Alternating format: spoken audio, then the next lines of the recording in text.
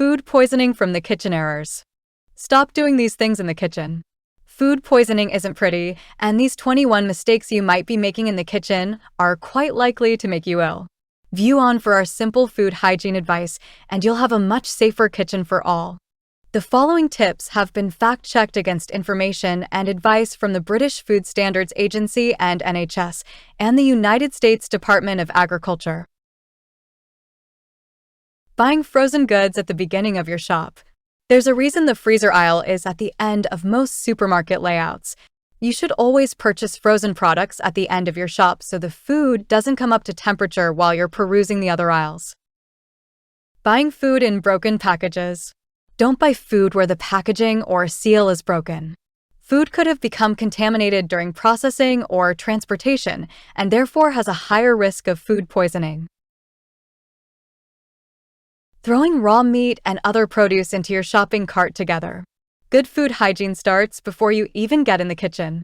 Always separate raw meat from any other produce in your shopping cart to avoid cross-contamination. Using the wrong chopping boards. You should have a separate chopping board for raw meat so food doesn't cross-contaminate. Raw or undercooked meat is one of the main causes of food poisoning, and having different chopping boards and knives for vegetables and meat will reduce the risk. At the very least, be sure to give your cutting board and knives an extremely good clean after they touch raw meat. Reheating rice. Uncooked rice can contain spores of Bacillus cereus bacterium. The spores can survive when rice is cooked and left at room temperature, and they can grow into bacteria that cause vomiting or diarrhea. Always cool rice within 1 hour, keep leftover rice for no longer than 1 day, and make sure any reheated rice is piping hot all the way through before consuming. Also, don't reheat rice more than once. Not washing berries. Delicate soft fruits like raspberries and strawberries might seem awkward to wash, but they can also carry harmful bacteria and viruses picked up through contaminated water or during picking and processing. Give them a rinse under cold water just to be sure. Top tip, it's best to wash berries just before you're ready to eat them as the moisture can decrease their shelf life. Not washing melon rind. Fruits grown on the ground like cantaloupe, watermelon, and honeydew melon have a high food poisoning risk because Listeria bacteria can grow on the rough rind and spread to the flesh. Wash your melons thoroughly and remove the flesh from the peel to be extra safe. Cooking with open wounds on your hands. Even a tiny scratch is an open wound that can carry harmful bacteria and is a key source of food poisoning. Wrap any cuts, no matter how small, in an adhesive bandage. In professional kitchens, the bandages are always bright blue so that they're easy to see. Smelling food to see if it's off. We've all sniffed milk to check if it's gone off, but not all bacteria produce bad smells. While your sense of smell is a good indicator some of the time, don't trust it as the only way to detect food poisoning. Check use-by dates and don't take the risk. Putting warm food in the refrigerator. Putting warm food in the refrigerator raises the internal temperature and could put all the food in there at risk of bacteria growth. However, as previously mentioned, it's also important to chill dishes quickly after they've been cooked. To cool food down more quickly, so it's at a suitable temperature to store in the refrigerator, divide it into smaller portions, spread food like rice on a tray or cover pots, and move to colder areas. The coldest part of a refrigerator should be below 41 degrees Fahrenheit.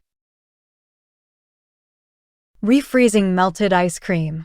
Don't refreeze ice cream once it's melted. When it's left out at room temperature for an extended period of time, harmful bacteria like Listeria can develop. Keeping leftovers warm. Cool leftovers as quickly as possible, ideally within 2 hours. If leftovers take too long to cool or they're left out, there's an increased risk of bacteria reproducing. Store in the refrigerator or freezer, and always eat leftovers within 2 days. Keeping raw meat or fish for too long. Don't be tempted to keep raw meat and fish for too long. Ideally, cook or freeze fresh poultry, fish, and meat within 2 days of purchase.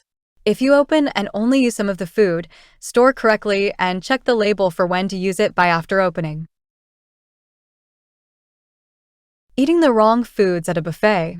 Steer clear of those egg sandwiches that have been out on the buffet table all afternoon. Keeping risky foods like eggs, rice, meat, and fish at the wrong temperature is a surefire way to spread food poisoning. Ideally, dishes shouldn't be left out for more than 2 hours at room temperature, or no more than 1 hour if it's a hot day. Putting raw meat on the top shelf of the fridge.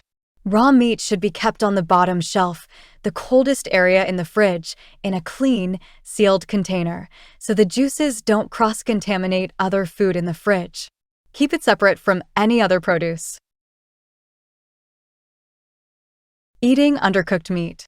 Invest in a digital food thermometer and you'll never worry about under or over cooking meat again.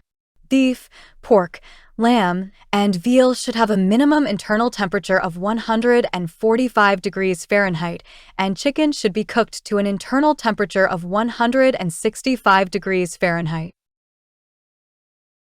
Washing raw meat. Washing raw meat, like chicken or turkey, is an old-fashioned food safety myth. Rinsing meat will splash bacteria all over your kitchen, sink, cloths, and utensils. Instead, follow basic food hygiene while preparing chicken and cook it thoroughly to avoid contamination. Using the same tongs for raw and cooked meat on the barbecue. When you're grilling sausage and burgers on the barbecue, it's easier to use one set of tongs, but you're at risk of spreading harmful bacteria from raw to cooked meats and vegetables. Get 2 different colored tongs, one for raw and one for cooked food. Overfilling your refrigerator. Leave space in your refrigerator to allow air to circulate. Overfilling it with food can increase the temperature and the risk of bacteria reproduction. Bacteria grow most rapidly in the 46 to 140 degrees Fahrenheit danger zone, so you want to avoid keeping food in this temperature range as much as possible. Defrosting food on the counter. Defrost frozen food as quickly as possible to avoid food poisoning. That means not leaving it out on the kitchen table all day. Defrosting food in the refrigerator overnight is the best option, as it keeps food out of that bacteria danger zone. Defrost meat on a plate so juices don't drip onto other foods.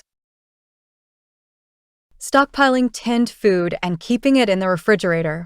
It's useful to have a tin of tomatoes or beans in the cupboard, but canned food doesn't last forever. Stick to the expiration date.